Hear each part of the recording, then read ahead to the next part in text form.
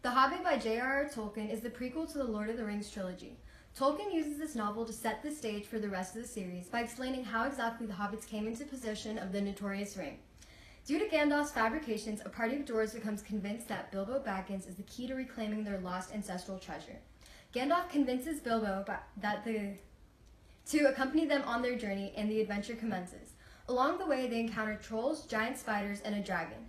Bilbo, though very unlike the rest of his parties, manages to overcome every obstacle thrown his way. He is able to steal the ring from Gollum, regains the lost treasure from Smaug, and then unites an adversarial crowd in order to triumph a greater enemy. When everything finally dies down, he returns to the Shire and lives out his days in peace. The story picks up again in the next novel, The Fellowship of the Rings, but right now I'm going to be focusing on why I think The Hobbit is AP Lit worthy. There are several reasons that I think this novel is AP Lit worthy, but the most obvious one has to be the symbolism.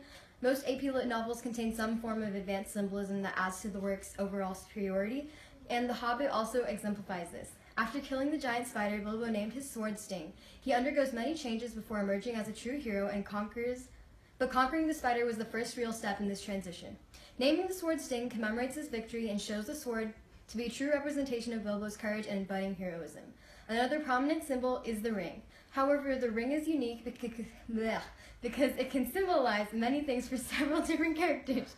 For instance, to Gollum, the ring is a symbol of security. It is the thing that brings him comfort and makes him feel safe. However, to Bilbo, the ring symbolizes his transition. Just like the sword, the ring is also a symbol of his transformation into a hero.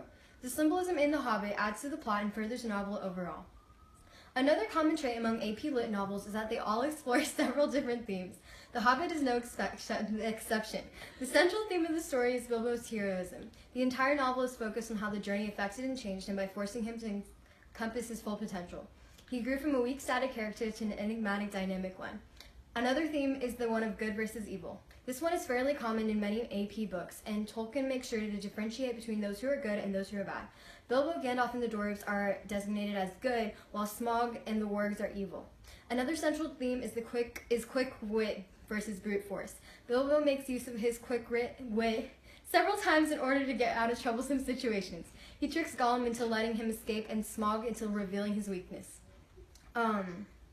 Where all the other characters relied on brute force and aggression, Bilbo didn't, but this clearly worked out in his favor. These are only a few themes touched on in the novel, but this is another reason it should be AP worthy. Finally, I believe that an AP worthy novel should serve as a source of inspiration. The novel should be more than just the words on the page. It should provoke insightful thoughts and make the reader feel something. The Hobbit has already served as inspiration to many people, and several of them have gone on to become prominent literary figures. J.K. Rowling and George R.R. Martin are just some of the authors who have been influenced by the Lord of the Rings series. There are many things that mimic or allude to The Hobbit or Tolkien's works within these authors' works. But this novel hasn't only affected other writers, it's also been made into several movies, and because people are enthralled as they get swept into a fantasy world full of elves, orcs, and dark magic. In fact, the entire the way this novel inspires people is also another reason it should be AP worthy. The Hobbit should be AP worthy because of its symbolism, the variety of themes, and the way it's used as inspiration. A quote that I thought was particularly interesting is, "A safe fairyland is untrue to all worlds." I thought this was cool how he put this in this book because it's especially relevant to everything he's talking about, and I just thought it was an interesting quote overall. Okay, thank you.